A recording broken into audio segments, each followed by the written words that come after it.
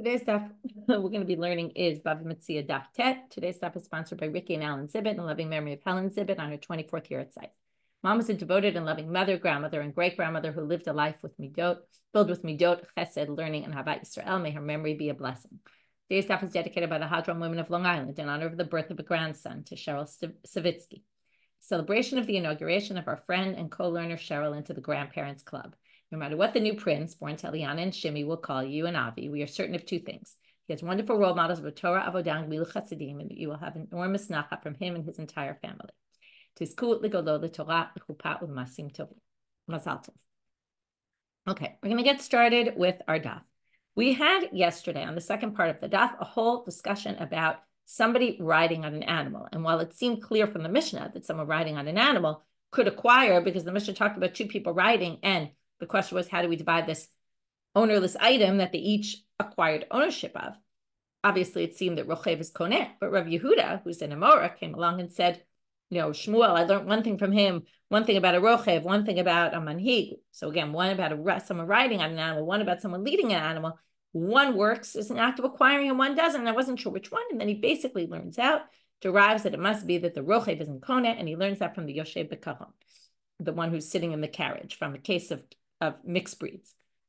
Now, basically, so he says Rochev is in koneh. We ended yesterday with, how could he possibly say that? Bring a question on Rabbi Yehuda from our Mishnah, to which we answered, our Mishnah must be, they were each riding and also leading while they were riding. They were kicking the animal to get prodding the animal to move, and therefore it was an act of acquiring. Just riding alone would not work. So the rest of, I would say, until we get to Amud Bet today, the structure is going to be, or let's just put it straight, the whole Tet Amud Aleph is going to be, number one, an attempt to prove Rabbi Yehuda from a braita, and then two attempts to contradict Rabbi Yehuda from two different braitot, and everything we're going to attempt is going to be rejected. Okay, so we will try to prove it, we will not be successful. We will try to reject it, will not be successful. So starting with our Tashma, 2 lines from the bottom of Chet Amud Bet.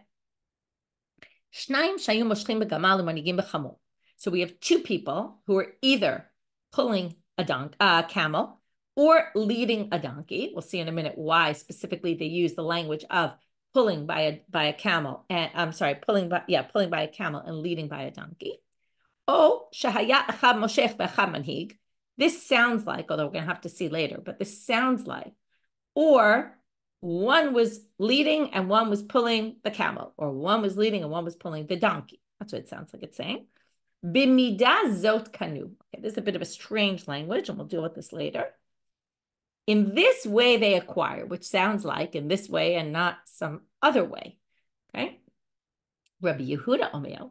So it sounds like the rabbis are limiting somehow the Tanakama, the first opinion here. Even though what we're going to see is Rabbi Yehuda is really the one who's limiting, and that's what's going to cause a little confusion here. Rabbi Yehuda Omer, the only way it works is if you pull the camel or lead the donkey.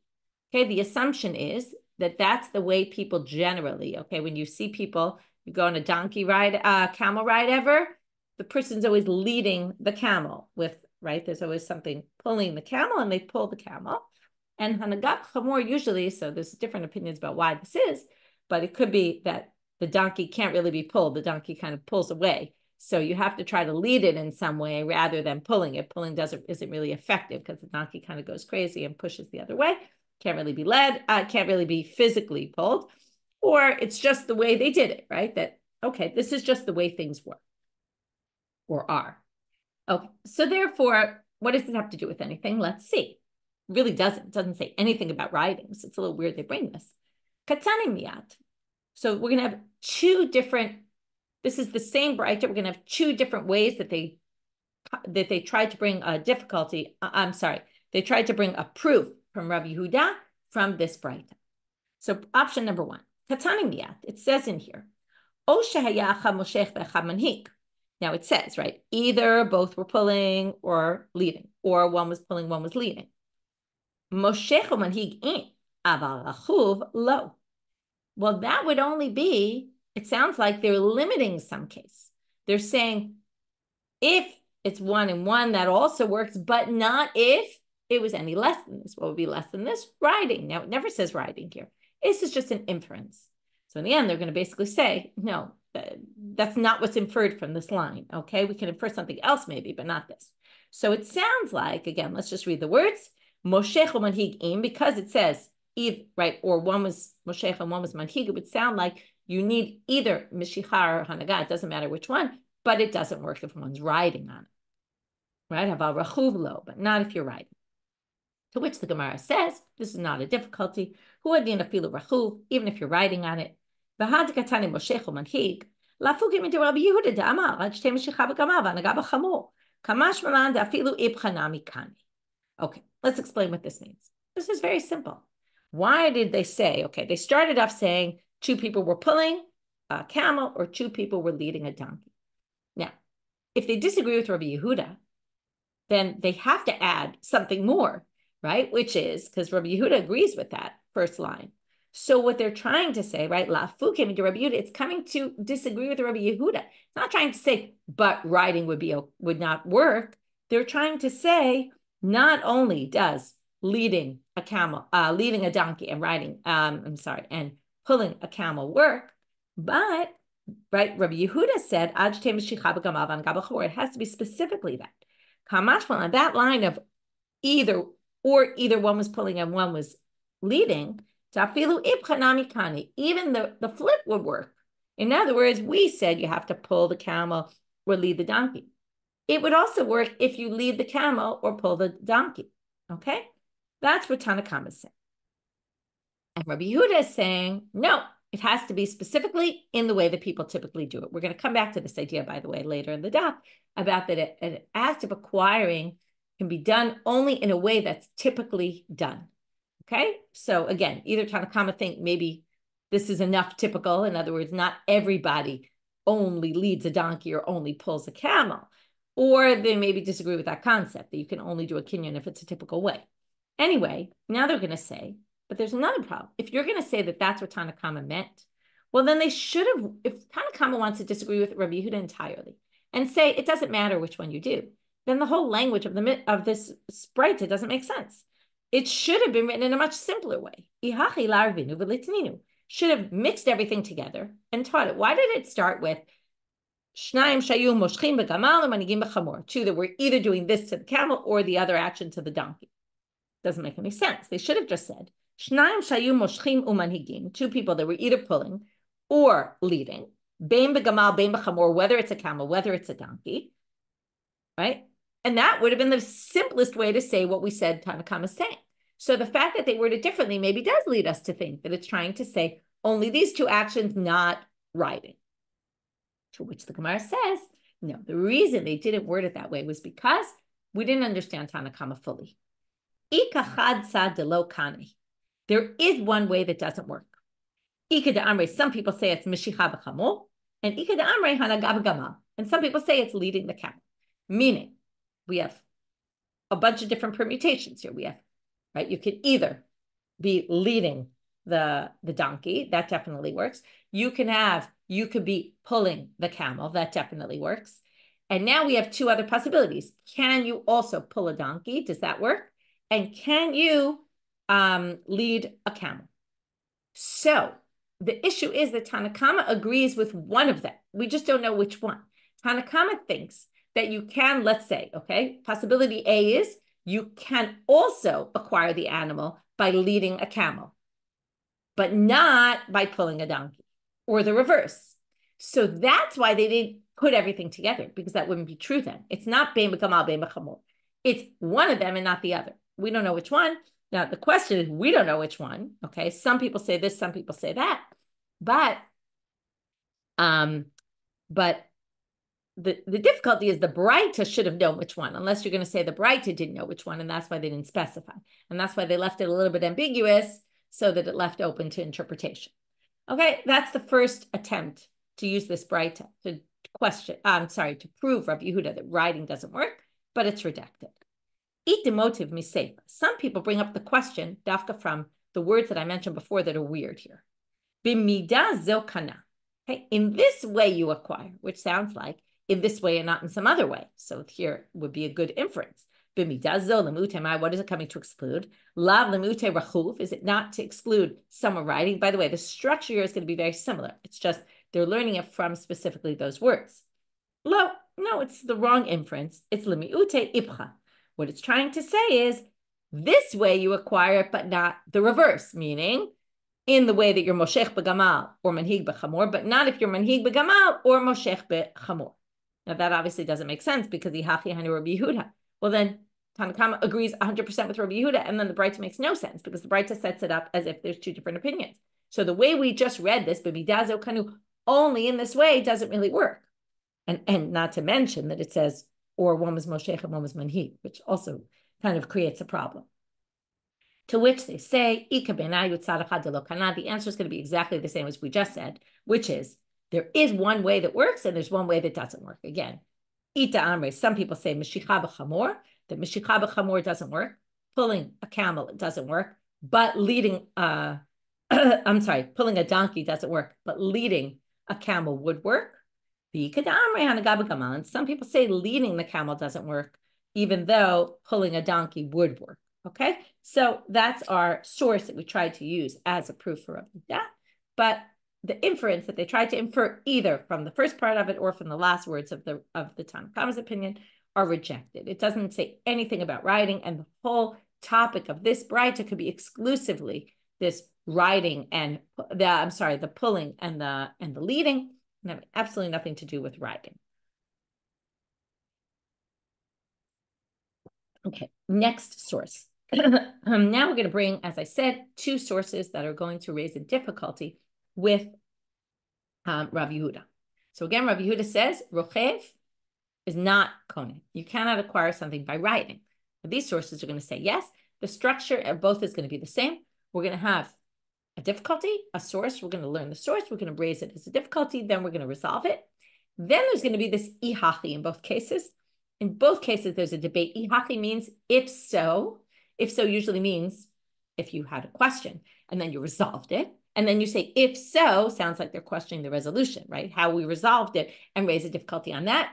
There's actually a debate between Rashi and Tosfot whether the ihachis in this case is actually relating to the resolution or, and we're going to go with Rashi, who says, no, the ihachi, some people even think that Rashi didn't have the words ihachi there. And that it's not if so, it's actually going to be the second part of each source. Dealing with it is going to be a question on the source itself, okay, where it doesn't have anything to do with the resolution. It's just going back to that source and saying something doesn't make sense in this source. So that's the structure. Tashma. Let's learn from here. We have two people. One's riding the donkey, and one is holding the reins. The one who's riding the donkey acquires the donkey. Okay, already ding, ding, ding, right? This is a problem. Rav Yehuda said Rochev is not kone, and this says Rochev is kone. Okay, now you could say it's just like our Mishna, and that's what the Gemara is going to do, and say, oh, the Rochev is actually leading it also. And the other one acquires the reins. Shma mina, Rachuv kane sounds like riding would be a way of an act of acquiring. Hachanami b'manhig b'raglav. So as I already told you, right, they're going to say, oh, same as before, same way we explained our Mishnah. This guy who's riding must be also leading the animal by kicking it or doing something to lead the animal, which is really the act of acquiring, not necessarily just the riding. So here comes that ihachi I told you about, which is a little problematic. Let's go with Rashi, who basically says, again, if you want, you could read the Tosfot here. The Tosfot explains in the words v'nikniyami rachub mosera why this question is specifically related to the resolution. But I'm going to leave that aside and just go with Rashi, who says that this is actually just a question on the source itself. And what we're going to do is we're going to raise a question on the source. To resolve it, we're going to have two resolutions, but the first one's going to take us a little while, and it's going to remind us, it's going to be a repeat of a sugya from yesterday. I will warn you that the back and forth here is very challenging. In fact, I'll just kind of tell you, when you look at the footnotes in the Schottenstein, it says in the first one, this doesn't make so much sense, and then they try to explain it. And this is hard to understand, and which could mean that there was some problem with maybe there's some problem with the text. Maybe there's something that doesn't jive here 100%. So if you walk out thinking something didn't exactly make sense, it's challenging to understand exactly how to understand this. I'll try to explain this as simply and clearly as I can, but know that there's some problems deep rooted in this back and forth. Okay, so with that introduction, let's start. And this is going to review, let's go back for 1 minute to the sugya of Rami Bar Chama from yesterday. You remember the sugya with Rami Bar Chama? What did Rami Bar Chama say? This thing that was kind of hard to understand. If I acquire an ownerless item, okay, it's different if I buy something from you and acquire it through buying. But if I acquire an ownerless item and part of it is dragging on the floor, since part of it is dragging on the floor, it's considered like in a different domain, at least that's one way of understanding it. And I can't acquire even the part that I lift up. So that's why we have it, the two people holding the talit. We had to say that each one, when they pick up their half, they have in mind that they're kind of acquiring for the other side, that they're lifting their half with it in mind that I'm lifting it off the ground for the other person. So that if for the other side, it's not considered on the ground, okay? And then we saw that each side can only do that in a case, well, first of all, we said it's not the classic case of both of them fighting over it and saying the whole thing is mine, because then they're not really thinking of the other side. But in the case where they both admit that half belongs to the other person, they each lift it with the intent that they're lifting up their side to help the other side acquire their part. That's the basic concept.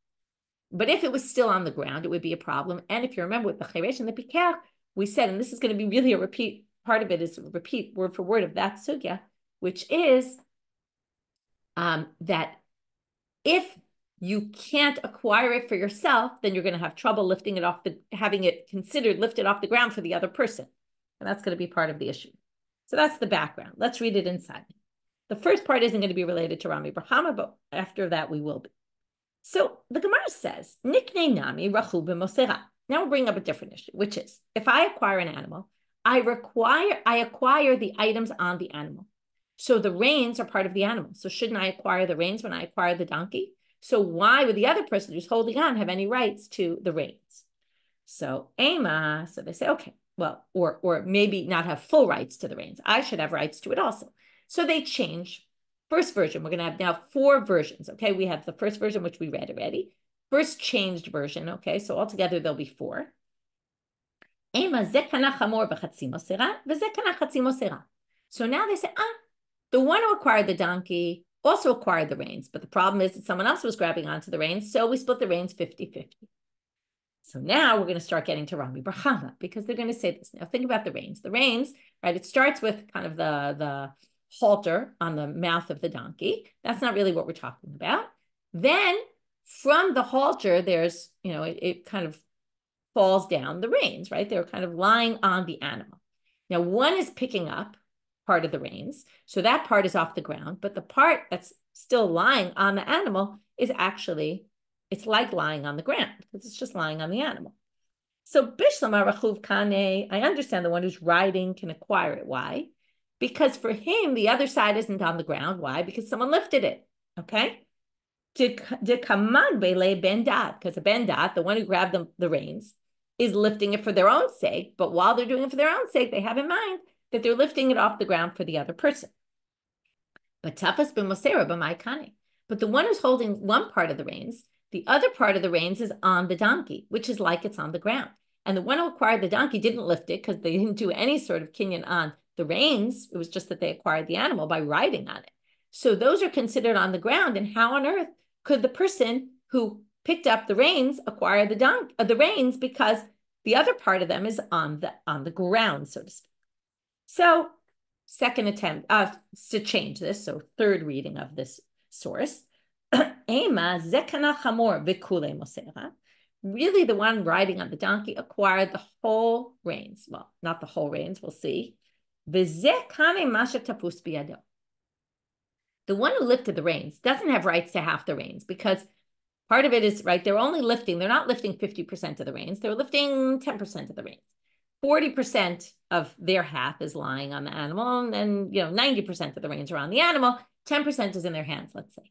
So the 10% that's in their hands, that actually they can acquire. The problem is the rest of it. They can't acquire that unless, right, that's hefker basically, and it's still considered on the ground. And since the person on the donkey, riding the donkey, never lifted it, so they don't have that element of someone else acquired it. So while we basically explain, the one riding acquires the entire thing. The one who lifted it only gets the part that they lifted. And then we don't have this problem. But of course we have a problem, because what's the problem? What did we say with the Cheresh and the Peah? If the Peah can't acquire it for himself, how can he consider what he lifts up as lifted for the other side, right? So that's what we're going to see right now. If you didn't follow, we'll read it inside. So, hi, my. And here's problem, a bit of a problem in the sugya. This really shouldn't be that line. It should really be, okay, I'll read you what this line is, right? If you lift a Metzia for someone else, your friend can acquire it. It really should be, migo dezache lenafshe zachinami lechavre. That was the line we, right? If one acquires it on behalf of themselves, they can acquire it, so then they can pass it on to somebody else, right? They can also acquire it on behalf of someone else. So if the one who's picking up the reins can acquire it for himself, then he can also acquire it for someone else, right? He can basically consider the 50% of his side off the ground for the other side. But how can he do that in this case? Because he didn't acquire the 50%. That's when he lifts it with the intent to help the other side. In other words, or even if you say, let's go with the pshat, that if you lift a Metzia for your friend, it actually works. That's when you're lifting it for your friend entirely. But here, the person who lifted the reins lifted it for their own sake. And ihu lo kane. And what did we say? It was ineffective what he did, right? He picked it up, but only the part he lifted was his. The 50%, right, the other 40% of his side was not acquired by him. So how on earth, how could the Rahuv, the one riding, acquire his half when the rest of it was considered on the ground? Basically, 40 out of the 50% is considered on the ground from his perspective. And we can't say, well, the one who lifted the reins kind of lifted it with the intent that it'll be off the ground for the other side, because he himself didn't acquire the 50%. So he doesn't have the rights to something he can't acquire to give it to somebody else. So that doesn't work. So therefore, we have to, again, fourth reading of this, and fourth and final reading, Amar Rav Ashi, ze kana chamor ubeit pageha, v'ze kana masha tafus biyado. V'ash'al lo kane lo ze v'lo ze. Okay, now we're going to change everything. The donkey rider acquires the donkey and doesn't acquire the reins at all. What does he get? The part that's on the face, the halter. The part of the reins that are on the face of the donkey, that's considered part of the donkey. That, in other words, why does he acquire this? And the truth is, I should have read your Rashi in the beginning. The whole reason why we thought he acquired it, Rashi says, it's like a tachshit. It's like jewelry of the donkey. And kechamor dami, it's like it's part of the donkey. You can say that about the part that's physically touching the face of the animal. But the reins that are hanging, that are loose, the person who acquires the donkey has no rights to it. Okay, what about the one who's pulling the reins? Well, the problem is you can't say he acquires it from Hefker because the rest of it is lying on the ground.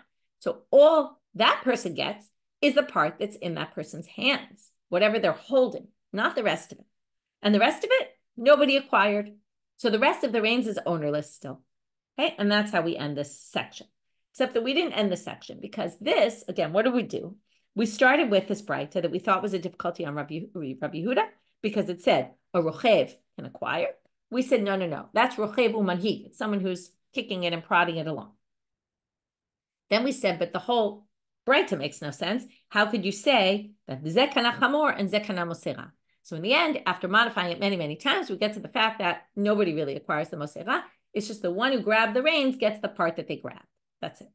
And the one who gets the donkey doesn't get the reins at all, just the halter. But Rabbi Avahu, a different answer. Let's go back to the original version. And what are we going to say? Okay, so we already said the owner of the donkey doesn't get the reins at all because they're considered on the ground. But the person who lifts the reins can actually get them entirely. Why can he get them entirely? And why does the owner of the donkey get nothing of it? Because when he lifts the reins, he can actually pull the entire reins to himself. In other words, it's the potential. He can potentially grab the whole thing. It's his or hers. So that's the reason. To which the Gemara says, Hadran Rabbi Avahu berutahu. This statement of Rabbi Avahu is ridiculous, preposterous. Okay, beruta could be from the language of bar, outside, meaning it's on the outs. This is not something accepted. Sometimes people have the version of biduta. This is something that comes up in a bunch of times in the Gemara. Biduta means like it's a joke. Okay, this doesn't make any sense. Either which way, it's a very derogatory way of throwing out somebody's statement. Why? Well, because if you don't say this, then they're now going to quote a case that we never learned before, isn't in the Gemara at all, but they're going to say it's so obvious what the halacha would be in this case.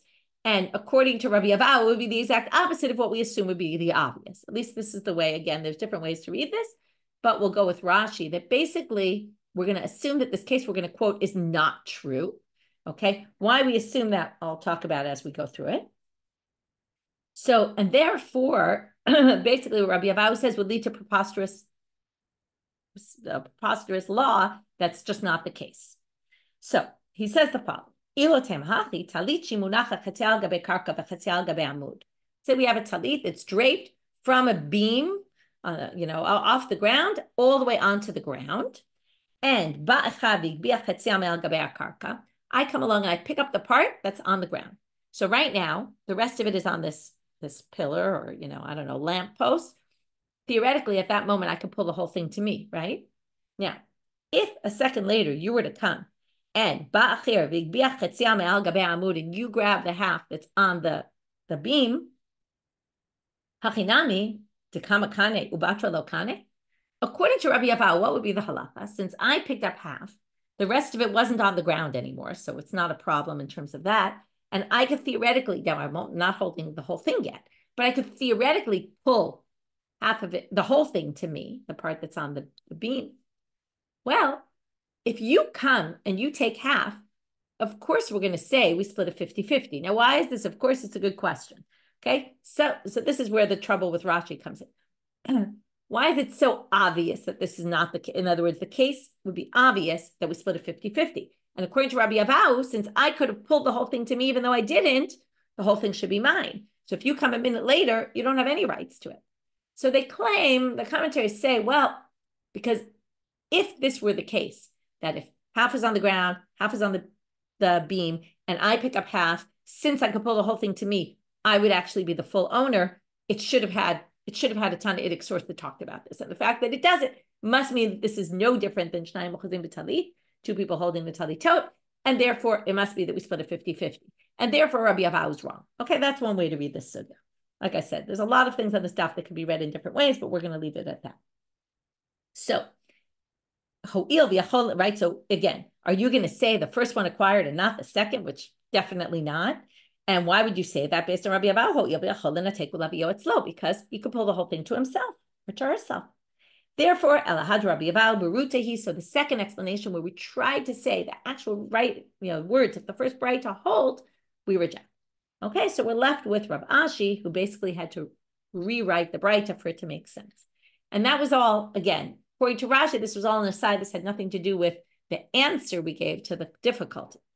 Again, Tosfot does think that this is all because we said that Rochev is manhig, and that caused this question to come about, but I interpret it differently right now. Tashma. Not say Tosfot's not right. I just chose to go with Rashi here. Okay, second difficulty, and it's a very similar structure. Rabbi Elazar Omer, Rachub b'sadeh u'manhig ba'ir kana. If you ride an animal in the field, or this is similar to the donkey and the camel, there's different ways to do things. In the city, most people lead animals. We'll talk about this soon. In the field, most people ride on animals. So if you have an animal, you'll more likely be riding it in the field and leading it in the street, in the city. So what do you see here? Rachuv b'sadeh kana. It seems pretty obvious contradiction to Rav Yehuda, to which the Gemara says, no. Hachanami manig b'raglav. Again, every time we say rachuv, and it's going to create a problem, we'll say, oh no, that means he was riding it and leading at the same time. Well, then it's the same thing as manhig. Here it sets up rachuv against manhig. It's very hard to say that rachuv is manhig. Well, we did it in our Mishna, but so we're going to say right now, tre gavne manhig. Okay, there's two types of leading, and that's what this source is telling us.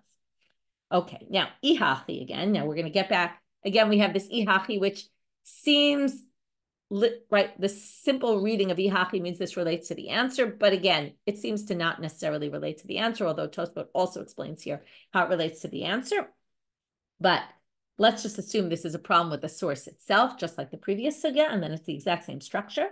Rachuv be'ir my time alokani. Why, if you ride in the city and you're leading it, okay, again, this would, if you say it's leading, or even if it's not leading, why wouldn't rachuv be'ir work? And the answer is, People don't generally ride their animals in the city. Why is that? Okay, well, we're going to see soon that it doesn't mean the main drag. It means like on the sides, maybe it's hard to get around in the sides, it's crowded, and there's, it's not like a straight way through, so it's easier to lead the animal.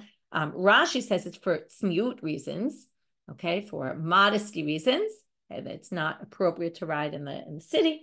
Try to think about, your legs are spread. I don't know exactly, but sanua. So now, I'm going to Rav Ashi, the Rav Kahana. So he has a kind of funny question. We're going to have a bunch of funny questions in today's stuff. Okay, if you're going to say that people only acquire things, this basically assumes, and this goes back to what we saw at the beginning of the daf. People acquire things if they do it, again, this is really from Hefker, if they do it right, when you find a lost item, as opposed to if someone's selling it to you, but we're going to assume people acquire things from Hefker, ownerless items, if they use them in a typical way, right? They take them in a way that's typical to take. If they do it in an atypical way, it's not an act of acquiring, and it remains ownerless.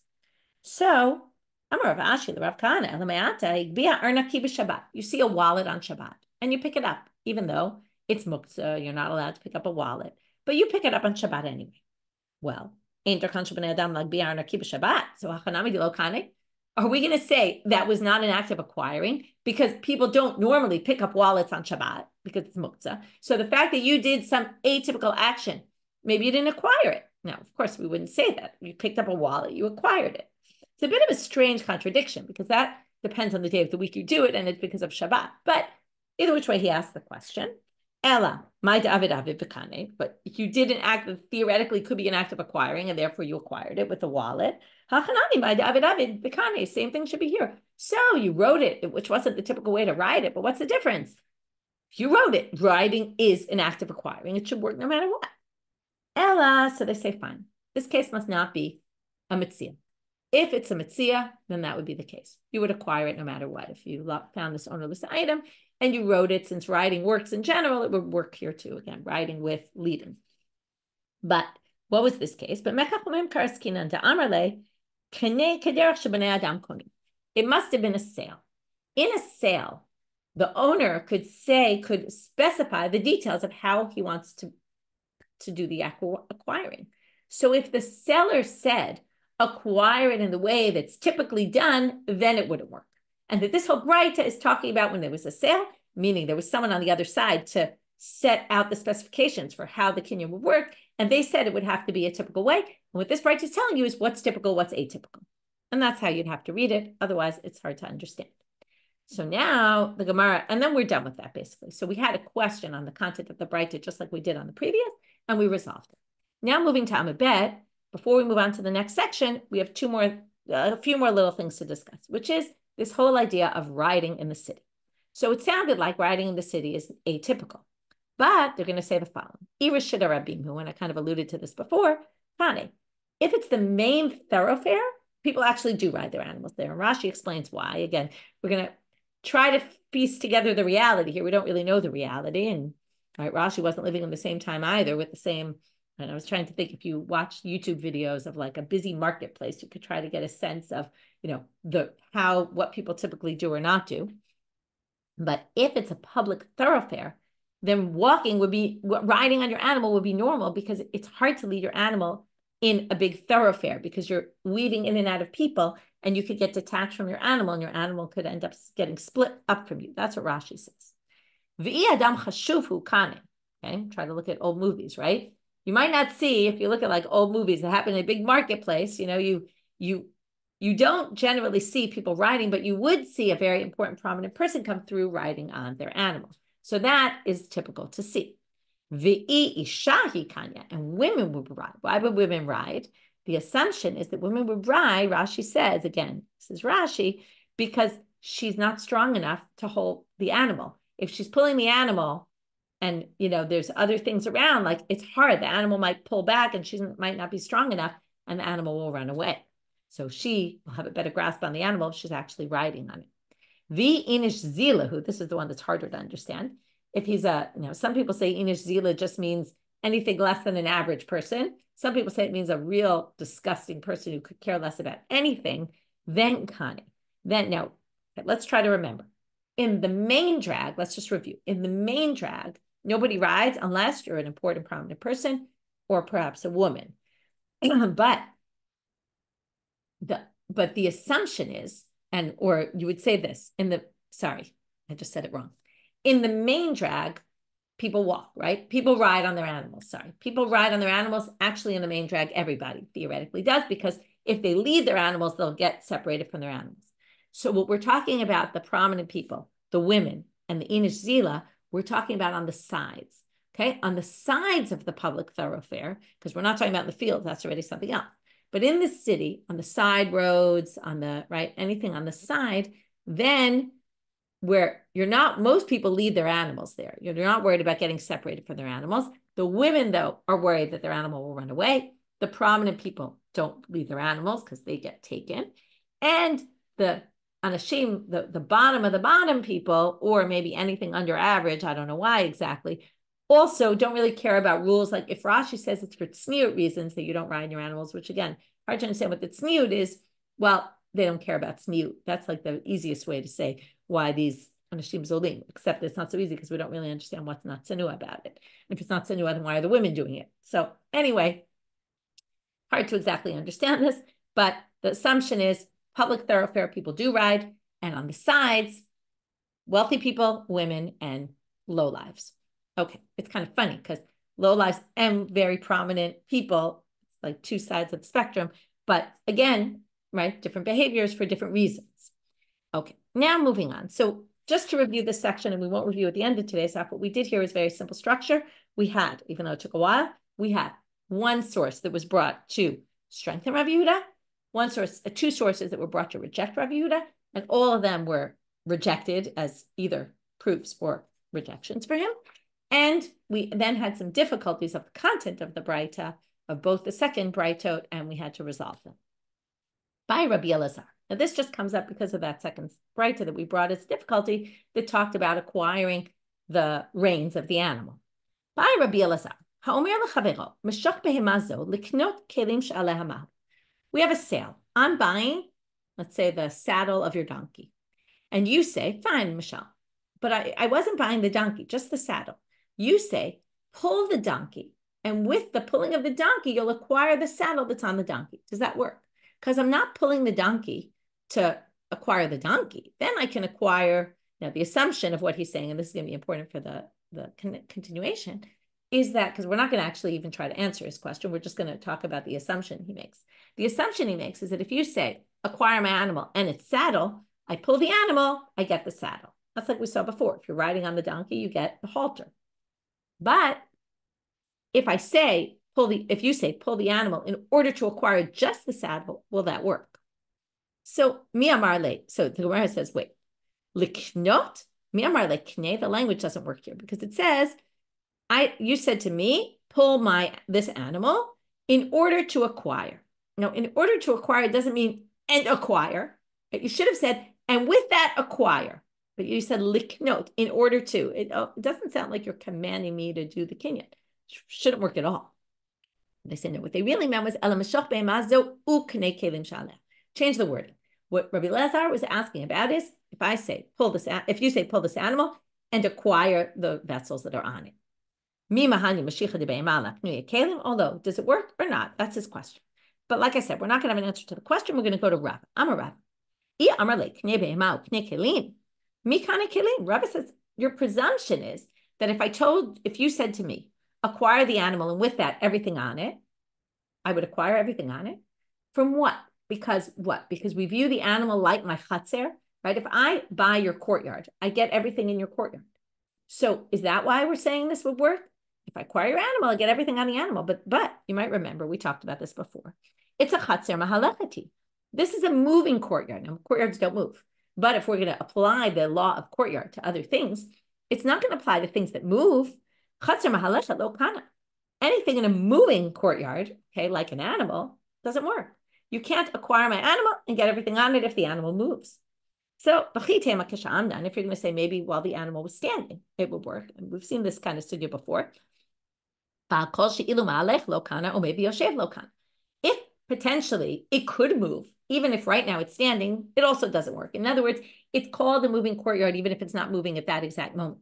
So, hilchata bikfuta. The halacha is, in other words, again, the halacha in terms of acquiring, which would then mean that the assumption of Rabbi Elazar's question was that the animal must have been tied up, bound. The animal is bound and can't move, then it works, because that already renders them not a moving courtyard. Now we're going to have two funny questions. I told you I have some funny questions today.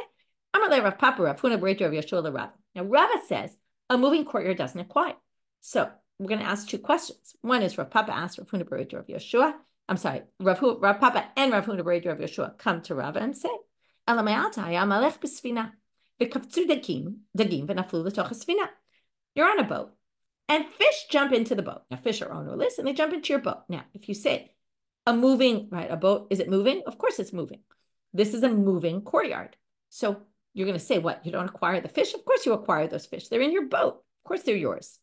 What? You're going to say it doesn't work? Rava says to him, okay, it's all how you look at it. Sfina menach naicha.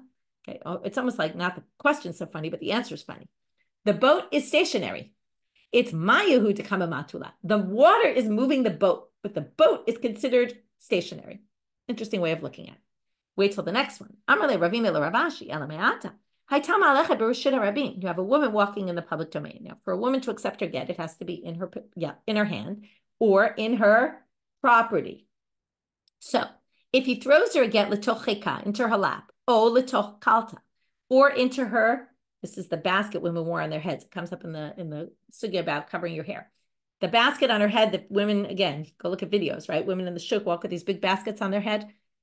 So if it falls into her basket, what? She's not going to be divorced? It's a moving courtyard, the woman. The basket isn't moving. It's the woman underneath it that's moving the basket, but the basket itself is not considered moving. Interesting. Okay, moving on. Mishna. You're riding on a camel, see some item. Now, some people say the reason you're riding on the camel is because you're higher up. You can have better vision than I do. I'm off the camel. You see some nice item on the street that is an item that you could pick up. You don't have to return. And you say to me, can you pick it up for me? Okay. Either you're lazy or you think by the time you get off your donkey, someone's going to take it already. So you ask me to pick it up for you. So here comes the big question. When I pick it up, so remember we saw before there was a machloket. Am I allowed to pick it up? In a sense, I'm basically precluding other people from doing it. Right? So, if I pick it up, okay, now presumably we assume I actually picked it up for you. But then a minute later I say, listen, you want it? Oh, I actually decided I want to keep it for myself. I can do that. Why? I can only do that if when I picked it up for you, it didn't mean anything, right? Again, this is one way of reading the Mishna. We're going to see later, we're going to read the Mishna differently, but I want to explain it first this way, which is the moment I picked it up for you, this means, right, I didn't acquire it because even though I can acquire it for myself, it doesn't necessarily mean I can acquire it for you. So I can pick this up for my own sake. I can't pick it up for you. I don't have any rights to do that because I'm causing a loss for other people because now other people can't pick it up. So if you pick it up yourself, great. But if I pick it up for you, that doesn't work. So, okay, we'll talk about this more in tomorrow's class. But basically, it doesn't work. So if I picked it up for you, then I say to you, oh, but I changed my mind. It's for me. Well, it doesn't matter that I picked it up for you originally because it wasn't effective. So I could do that because it was never yours. But if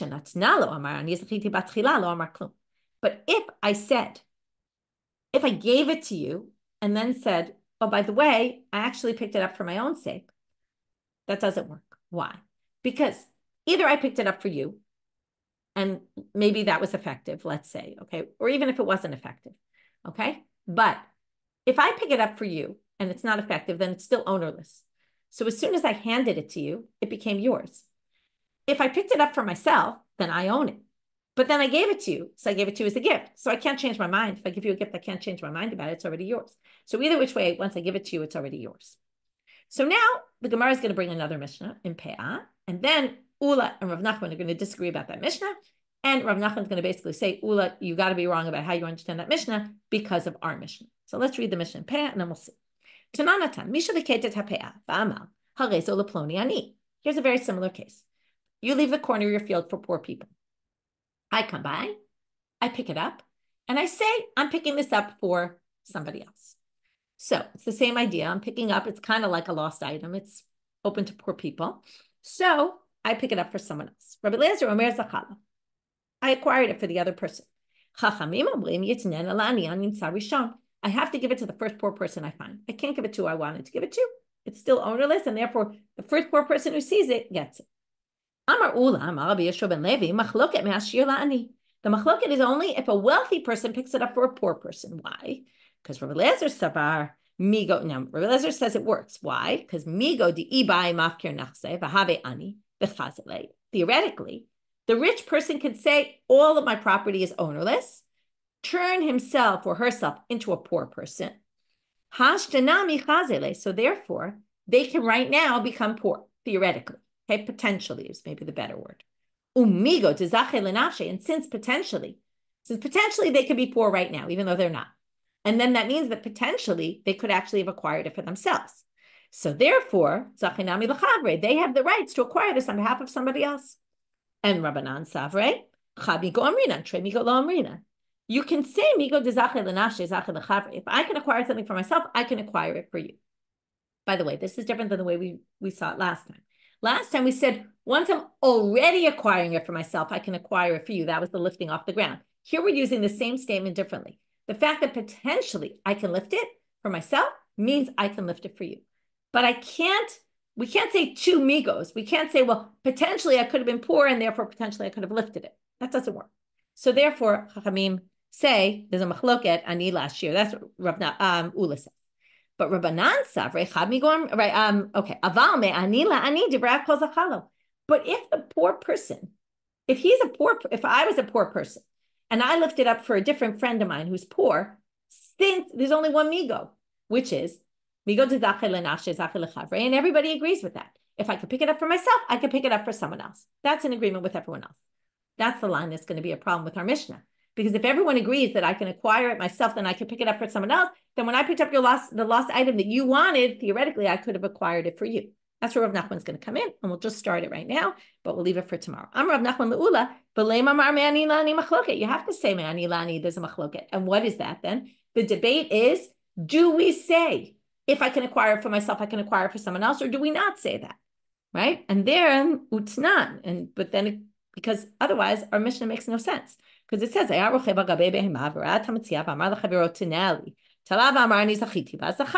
that's just a quote from our Mishnah. The first line of our Mishnah, I don't acquire it for you at all. Right? Now, if you say a poor person to a poor person is a machloket, a poor person to a poor person is just like a Metzia for anybody. It's open to anyone. So if I take it, theoretically, according to Ulla, everyone agrees I could take it for you. And then the Mishnah matches nobody's opinion. Okay, so we'll see this more inside tomorrow. If you say the machlokets, ani la'ani, then you have it perfectly. The machloket between Rabbi Elazar and the rabbis is, can you say, if I acquire it for myself, I can acquire it for someone else, or do you not say that? And if you say, the rabbis say you don't say it, then that's perfect. That matches perfectly with our Mishnah. Okay, so what we saw here was a Mishnah that seems to be, and again, we're going to change this tomorrow to resolve this contradiction, seems to be based on, just because I can acquire something for myself, I can't acquire it for you, not when it's going to cause a loss for someone else, which is similar, both the Peah case, where it means some other poor person's not going to get it, and this. And we'll talk about why, the logic of it and stuff in tomorrow's daf. Okay, the rest of it we already reviewed, so we're going to stop here, wishing everybody a Shabbat Shalom and B'Sorot Tovot.